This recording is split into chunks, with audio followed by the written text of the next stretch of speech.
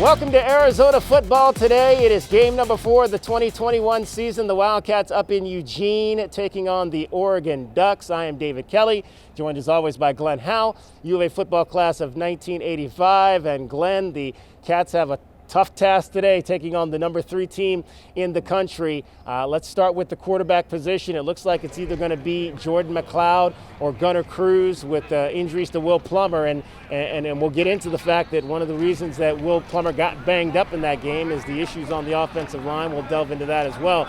But let's start with the potential that it could be Jordan. And maybe if that is the case, we've talked about his experience, but also his mobility back there, potentially with the offensive line situation that the Wildcats have, could be a better option with his ability to move around and make plays on the move.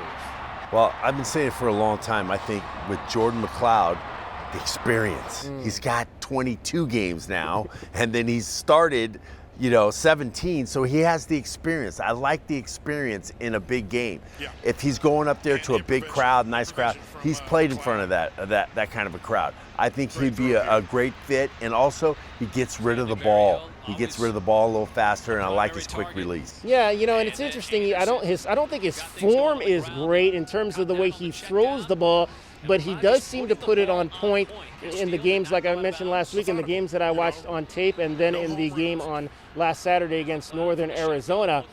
Down front on that offensive line, Glenn, and I think it's important that we point out that there have been issues on the left side with Jordan Morgan and Donovan Laie. Both those guys, though, are playing essentially with injuries. We've seen Donovan Laie go down in 2 ball games with a lower leg injury.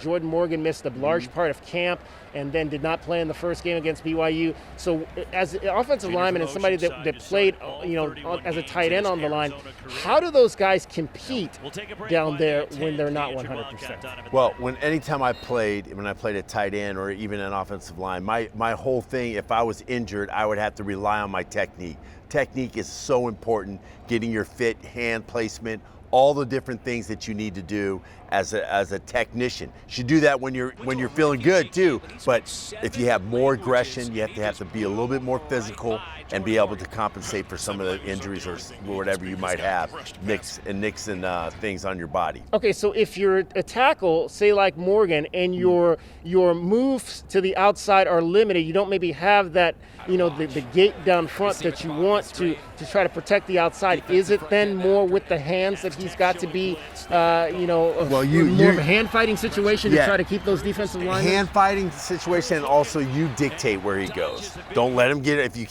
If you're tough on the outside, you can't get to the outside, make him go to the inside. Make him go. You dictate where he's going to go. You should be doing that anyway, but that's the way it should be done. But now your technique is so vital. Hand placement, but maybe a good jab on him and making sure that his hands are down, all those kinds of things. All right, Glenn, the Wildcats are the worst team in FBS college football on third down. That has not really improved, 20%, and just can't move the chains. And if you can't move the chains, you can't score.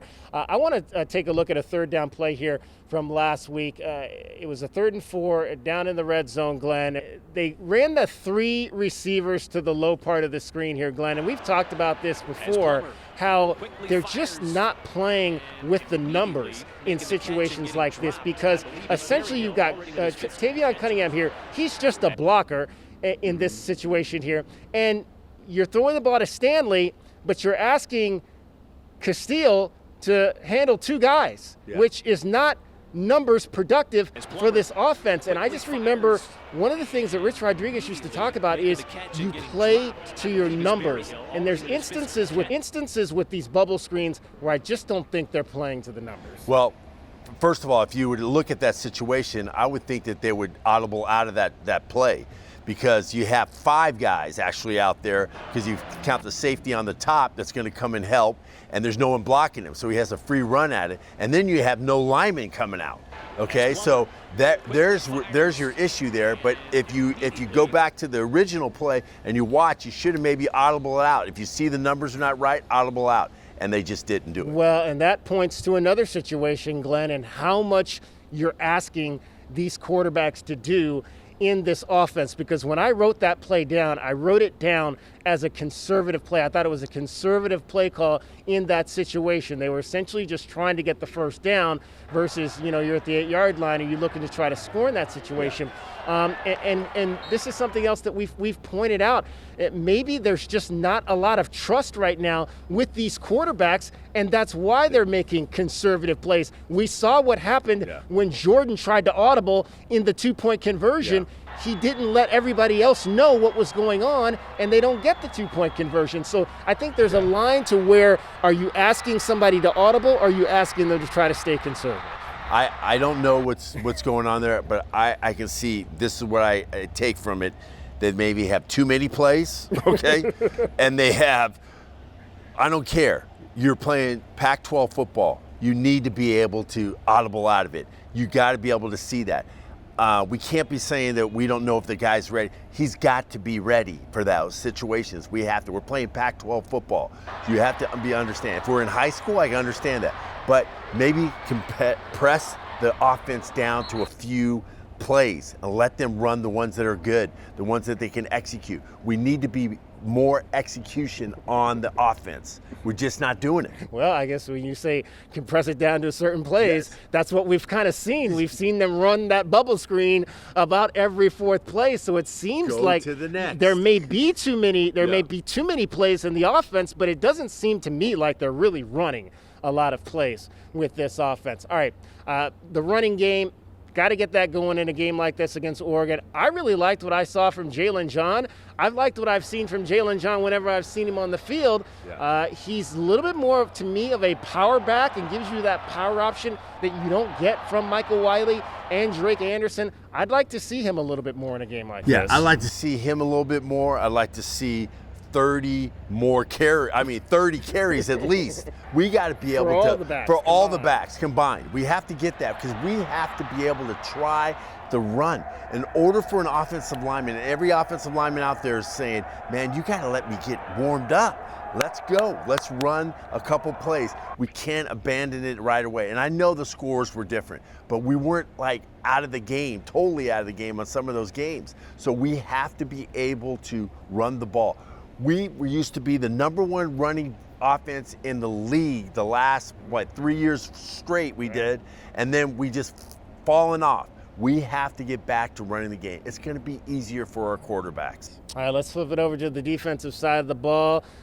Pro Football Focus rates guys all throughout college football, and last weekend, Kyon Barrs was the 5th best ranked defensive interior lineman in the Pac-12. He's got 2.5 tackles, 2.5 sacks so far this season. He's really being disruptive, kind of like what we saw initially when he popped on the screen 2 years ago. Yeah, Kyon, I think he looks better because he's lost some weight. He's looking better, and he's moving faster. So he's creating havoc for those 6'7", 300-something pounds, seeing this guy, and he's moving all over the place. I think he's using that to his advantage, his quickness. So he's got to continue to do it. We have 22 starters on this team, 11 on offense, 11 on defense. If they want to go to the next level, this is the game to show your film, because they're going to probably have 11 pros on that field out of their 22 starters. Well, and if there was a chance to upset an Oregon team, this might be the week to do it. They're still dealing with a ton of injuries on the defensive side of the ball. Kayvon Thibodeau, their outstanding defensive end, has not played since early in the season opener against Fresno State. Their quarterback, Anthony Brown, missed the second half of the game last weekend against Stony Brook. So if there was a chance to get an upset, this might be the week against an Oregon team that's not at full strength. This is it. And in Arizona is known for, when everybody in the world says we can't beat them, we go to SC, #1 in the country. We beat them. We play against SMU. They're #3 in the country. When I was playing, we beat them. We kill them 36-6. Hey, this is an opportunity. This is the history of Arizona. And I want to see, are we buying into this program? Are we going to fight? Are we going to be gritty? Are we going to be nasty? Are we going to be Arizona Wildcats? Are we going to be able to do that in this game against Oregon when we're so overmatched? And we're going to be able to do that. Can we do it? We're going to see Well, it looks like the Wildcats, Glenn, are going to have to play the first half of this game defensively without Jackson Turner.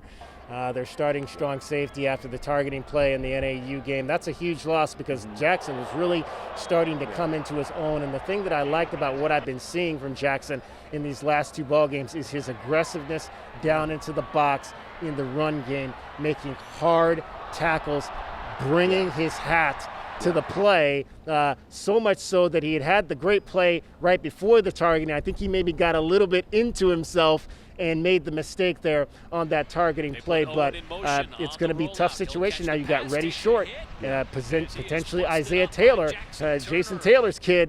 We might get a chance to finally see him. There was a lot of talk of him during camp. Those are two guys now they're going to have to maybe step up and make plays here in that first half. In the 3 losses, the bright spot has really been our defense. Our defense has played pretty decently. They played all right. We have to be able to put it all together for one game. And if any game to do it is against Oregon, I mean, if we can play and just not have their offense on the field, that's why the offense has got to run the ball, burn the clock, keep our defense fresh so they can go out there and play their hearts out and maybe get a win out of here. Well, and this is an Oregon team that's going to come out running the football, so tackling is going to have to be at a premium tonight up in Eugene. All right, it is the Ducks and the Wildcats, and we will be back to break it down for you on Sunday night.